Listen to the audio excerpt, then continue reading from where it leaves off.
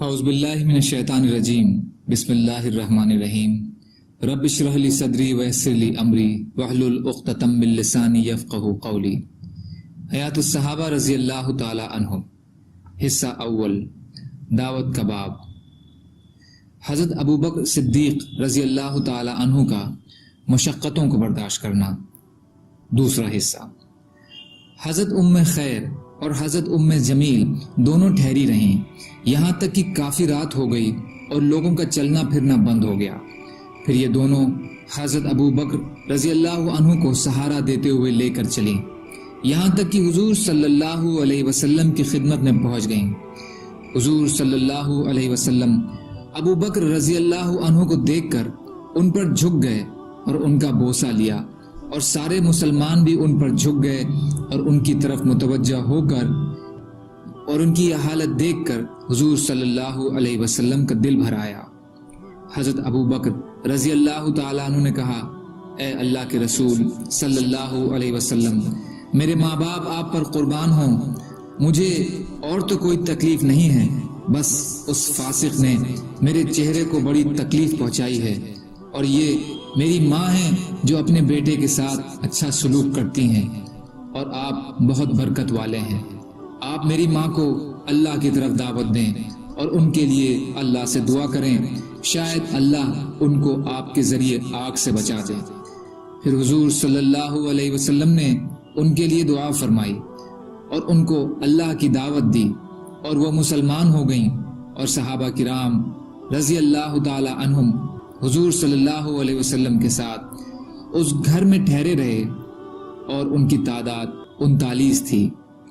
جس دن حضرت ابو بکر رضی اللہ تعالیٰ عنہ کو مارا گیا، اس دن حضرت حمزہ بن عبد المطلب رضی اللہ تعالیٰ عنہ مسلمان ہوئے تھے، اور حضور صلی اللہ علیہ وسلم نے حضرت عمر بن خطاب یا ابو جہل بن ہشام کی ہدایت کے لیے دعا بھی مانگی تھی، جو حضرت عمر کے حق میں قبول ہوئی۔ آپ نے بدھ کے دن دعا کی تھی، اور حضرت عمر جمعرات کو مسلمان ہو گئے تھے۔ ان کے مسلمان ہونے پر حضور صلی اللہ علیہ وسلم اور گھر میں موجود صحابہ کرام رضی اللہ تعالی عنہم نے اس زور سے اللہ اکبر کہا کہ جس کی آواز مکہ کے اوپر والے حصوں میں سنائی دی۔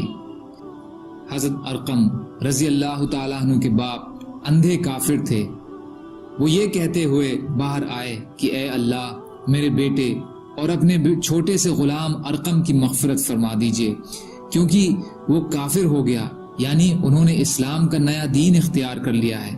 حضرت عمر رضی اللہ تعالیٰ عنہ نے کھڑے ہو کر کہا، اے اللہ کے رسول صلی اللہ علیہ وسلم، ہم اپنا دین کیوں چھپائیں جبکہ ہم حق پر ہیں، اور ان کافروں کا دین کھلم کھلا ظاہر ہو جبکہ وہ ناحق پر ہیں۔ آپ صلی اللہ علیہ وسلم نے فرمایا، اے عمر، ہم تھوڑے ہیں، ہمیں جو تکلیف اٹھانی پڑی ہے وہ تم نے دیکھ ہی لی ہے۔ حضرت عمر رضی اللہ تعالیٰ عنہ نے کہا، اس ذات کی قسم جس نے آپ کو حق دے کر بھیجا ہے، میں جتنی مجلسوں میں کفر کی حالت میں بیٹھا ہوں، ان تمام مجلسوں میں جا کر ایمان کو ظاہر کروں گا۔ پھر وہ دار ارقم سے باہر نکلے اور بیت اللہ کا طواف کیا، پھر قریش کے پاس سے گزرے جو ان کا انتظار کر رہے تھے۔ ابو جہل بن ہشام نے دیکھتے ہی کہا، فلاں آدمی کہہ رہا تھا کہ تم بے دین ہو گئے ہو۔ حضرت عمر رضی اللہ تعالیٰ عنہ نے فرمایا، اشہد ان لا الہ الا اللہ وحدہ لا شریک لہ واشہد ان محمدا عبدہ ورسولہ۔ مشرکین یہ سن کر حضرت عمر رضی اللہ تعالیٰ عنہ کی طرف جھپٹے۔ حضرت عمر رضی اللہ عنہ نے حملہ کر کے عتبہ کو نیچے گرا دیا، اور اس پر گھٹنے ٹیک کر بیٹھ گئے اور اسے مارنے لگے، اور اپنی انگلی اس کی دونوں آنکھوں میں ٹھونس دی۔ عتبہ چیخنے لگا، لوگ پرے ہٹ گئے۔ پھر حضرت عمر رضی اللہ تعالی عنہ کھڑے ہو گئے۔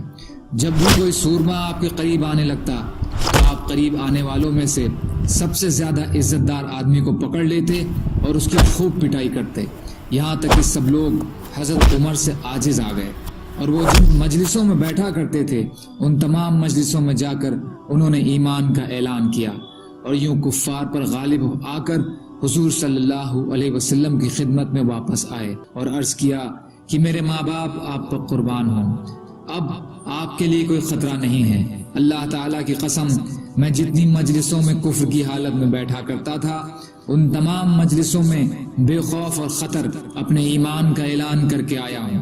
حضور صلی اللہ علیہ وسلم باہر تشریف لائے اور آپ کے آگے آگے حضرت عمر اور حضرت حمزہ بن عبد المطلب رضی اللہ تعالی عنہ تھے، یہاں تک کہ آپ نے بیت اللہ کا طواف کیا اور اطمینان سے ظہر کی نماز ادا فرمائی۔ پھر حضرت عمر رضی اللہ عنہ کے ساتھ دار ارقم واپس تشریف لائے۔ اس کے بعد حضرت عمر اکیلے واپس چلے گئے اور ان کے بعد حضور اقدس صلی اللہ علیہ وسلم بھی واپس تشریف لے گئے۔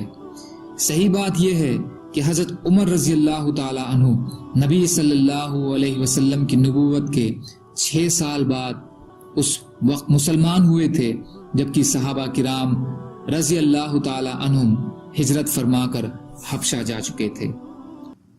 حدیث بدایہ حصہ 3 پیج نمبر 130 اور اصابہ حصہ 4 پیج نمبر 447 پر ہے۔ سبحان اللہ و بحمدہ، سبحانک اللہم و بحمدک، اشہد ان لا الہ الا انت، استغفرک و اتوب الیک۔